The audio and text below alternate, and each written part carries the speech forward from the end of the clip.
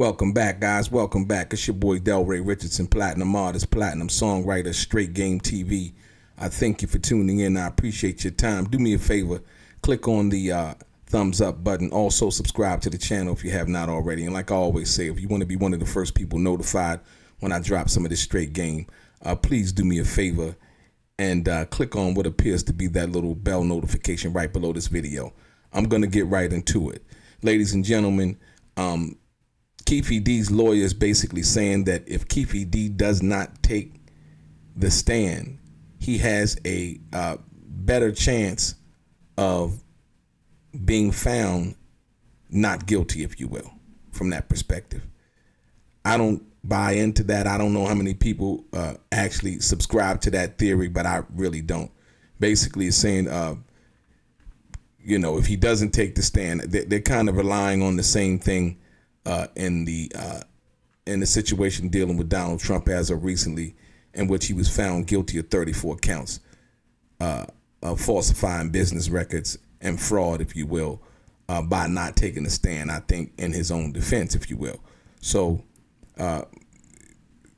they're saying, well, Keefe D's refusal to give evidence about his links to Tupac's death places huge pressure on the prosecutors, according to an expert, if you will. Keefe D staying silent at trial despite confessing to the police and the media about his alleged key role in the crime could sway a jury results in getting him off. That's one expert's opinion from that perspective and what they think about what could possibly happen. That is insight from a top U.S. lawyer who says Keefe's multiple admissions to planning Tupac's 1996 shooting may not be enough to send him to jail. Attorney Jamie Wright spoke exclusively to The Sun as Keefe is set to stand trial after pleading not guilty in November of 2023. Wright said the prosecution has the burden of proof and it has to be beyond a reasonable doubt, which is true. But if they're to believe what's in the video without Keefe D standing trial and him making those confessions, right?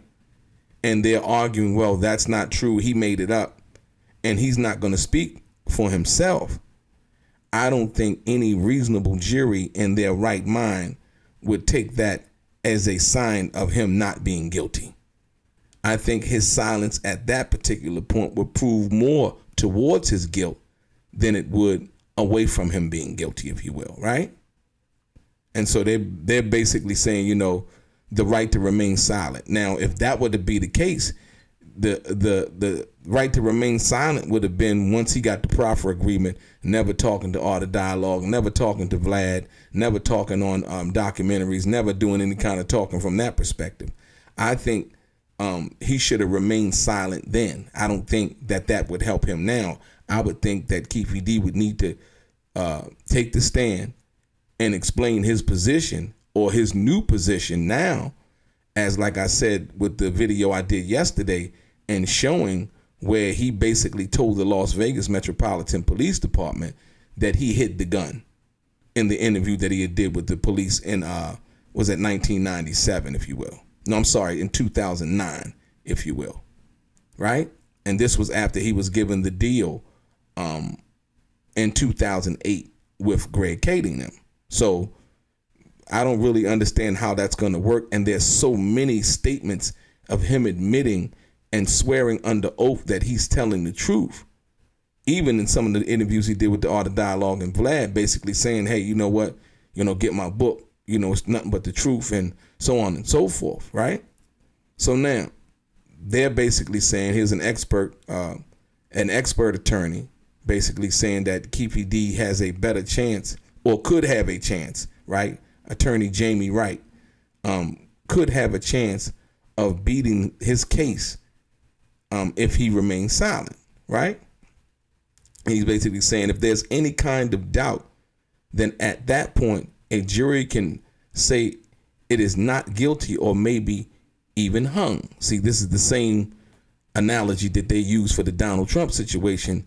And along with Keefe D's criminal history, the admitting that he lied about Suge having something to do with Tupac's death because Tupac wanted to leave death row, and then admitting that that was a lie.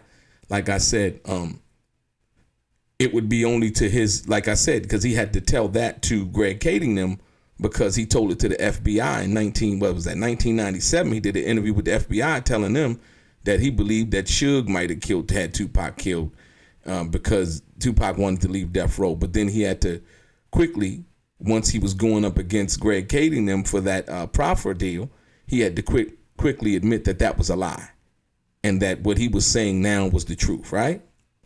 So they're hoping that, okay, well, if he doesn't take the stand, then it might be a not guilty or even a hung jury. They said, and they explained the benefit. The benefit is by not speaking, sometimes juries, they form opinions about you based on what you say or how you present it because they're looking at so many things, right? They're not just listening to the evidence, but they're also watching the person. So basically, he said by invoking his right to remain silent, once again, which he should have did a long time ago, even before he spoke to the Metropolitan Police Department, right? Which that statement is damning in itself because it gives the idea of where the gun is. He said he hid the gun. Basically he said by invoking his right to remain silent, he solely places the burden on the prosecution to say, we have enough evidence to make this beyond a reasonable doubt, which is almost, it's not 100%, but it's way beyond 50%, if you will. And I think based on the evidence and the self-incriminating statements that Keefe made, I think the prosecution has that burden of proof, not because they have it because they did a hell of a job with investigating it or all of these other things, but based on the fact that Keefe went and made those statements. It's simply because of that, right? So then they're saying basically, well, so it places the burden on the prosecution. They have a lot more work to do if he decides I'm not going to say anything at all. But in this situation, I think that works entirely against Keefe if they're going to sit there and play 5 or 6 different videos and read from 5 different or 6 different transcripts of him confessing and saying that he was involved. You have to weigh those 5 different admissions to what? Him not saying nothing at all. If I'm a juror on the case, I'm looking and leaning more towards, you know what? Yeah, it's more likely he did it. He kept repeating it and repeating it. And then once he got in trouble for it, he tried to walk it back. Just like he told, the FBI that, once again, that Suge did it because Tupac wanted to leave death row, right? And so then they get into the many confessions. Keefe gave interviews to the police in 2008 and 2009, explaining his intimate knowledge of the hit and detailing the alleged moment of the kill by his nephew, Orlando Anderson. He outlined similar criminality in his memoir, The Compton Street Legend, and also told media outlets about his alleged involvement. This is what I'm talking about. I'm not just saying like, oh, okay, because it's against Keefe or anything like that. These are just simply facts, right? Despite his comments, now Keefe claims he made it all up for money and fame, although this may not stand up in court. The expert lawyer Wright says the jury may find him guilty after watching his video admissions and hearing tapes of his police confessions, which were allegedly given as part of an immunity deal. Right? Asked whether she thinks he will be found guilty, she added, I would say I'm leaning on the side of the prosecution on this particular one. Just like I just said. Now that's not me without me even having understood what the full situation was about. But you leaning on she says she's leaning on the side of the prosecution based on the fact that, guess what? He confessed so many times, to the situation, right? From that perspective. And by him confessing so many times, You got 5 different situations in where you've spoken out about this. 5 different interviews, as well as tape confessions, as well as transcripts. And you don't take the stand against, in your own favor to speak out and what really happened. Like I said, then you go to credibility. Does he have any credibility? And at this particular point, I would have to say no, based on the fact of the prior interview with the FBI and him basically mentioning that he lied. So the expert lawyer is basically saying that, hey, look, I'm leaning on the side of the prosecution on this particular one. I just think the absence of a statement could yell guilty. Right? And that's, like I said, I'm just using my common sense before I even understand what this expert lawyer is talking about. The common sense that basically I'm reiterating and I'm siding basically. I just think the absence of a statement could yell guilty. He has to take the stand. If he does not take the stand, they're going to play and pound those videos into the jury's head. And a lot of people been saying he ain't got no jury trial. He got a judge trial. But according to this right here, he has a jury trial. So a lot of people really don't know what they're talking about. I really didn't know what kind of trial he had as of yet. I didn't think that they even mentioned whether it was going to be a jury trial or a judge trial from that perspective, right? But basically the expert lawyer said, but it all depends. I would have to watch his demeanor. I would have to watch how he presents himself while he's sitting there doing the trial. I'd have to know who the prosecutors are and how well they prosecute the case. And I don't think at this particular time that they come to really try to lose this case, because that would be a hell of a loss.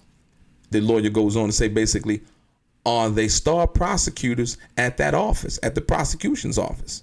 Are they lawyers who have been trying cases for 30 years, she asked. Once again, experience does matter when basically trying like a high profile case. And this case right here is a high profile murder case, right?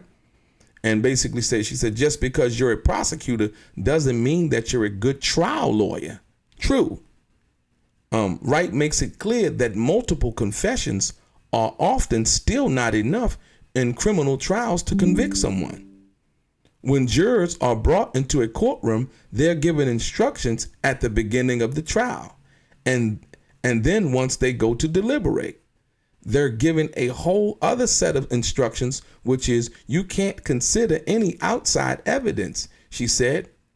You're only supposed to consider what's been presented to you. You're not supposed to consult any party resources. You're not supposed to contact anybody in the case. Could they be sequestered? Possibly, she says. If they're sequestered, then they're not looking at any television. They're not looking at any media, right? Now, who does that benefit? We don't know, because once again, looking at the media could benefit Keefe D. Not looking at the media could benefit Keefe D. And both of those same could benefit the prosecution side, right? Like she said, the benefit of not speaking sometimes in a jury trial, from the opinions about you based on what you say or how you present it, because they're looking at so many things. So it could benefit Keefe D. So, but more importantly, she says, so the eyes of us watching it on the media versus someone who is actually in the courtroom deliberating is a whole set of different circumstances, because they've been given instructions that are different from that perspective. But we know people like to base things on their own personal opinion and what they think about certain things. So we'll have to see, about that. Meanwhile, Keefe D plans to stop his recorded boast of hunting down the rapper in Las Vegas from ever being heard in his upcoming trial. And I did the video. If you haven't seen the video, I did the video about that yesterday, right? So he's trying to basically, get that evidence thrown out, if you will. And so yeah, it's gonna be a tough one. Basically, they're saying Keefe D, as we know, he admitted to being the ringleader, of a gang and who hunted down Tupac and so on and so forth. and he allegedly beat up Keefe D. Tupac beat up Keefe D's nephew. We heard about that, him in the fight at the MGM Grand. Keefe D's lawyer is optimistic. You know what I mean? He's basically saying that the 2009 taped interview with the Metropolitan Police Department will not feature in the trial, claiming it is legally problematic and worthless as evidence. I beg to differ. I don't think that that's true. I think that the reason why he's going for a motion to get that dismissed out of the trial is because he knows it's damning. He knows it's problematic. He's basically saying the opposite of actually what that is and what that means. So we're going to see about this, man. You know, expert lawyers are coming in, chiming in, you know what I mean? Yeah. And trying to, you know, say whatever it is that they want to say in regards to that. But like I said, I just still don't think that that's going to work. I don't think it's going to work. What do you guys think? Chime in the comments and tell me, what do you think? Basically, expert lawyer Jamie Wright basically saying that Keefe D not talking, she's leaning on the side of the prosecution. She's leaning on the side of that he's going to be convicted, if you will. And his lawyer, Keefe D's lawyer, thinks that by him remaining silent, it could work in his favor. It could work in a normal suspect's favor involving something like this if they didn't go out and make 10 confessions on 10 different podcasts and documentaries and so on, right? And in your book, right? It would work for somebody like that. But in this situation, I don't think it's going to work. Tell me what you guys think. Chime in the comments. Your boy DELRAY, Straight Gang.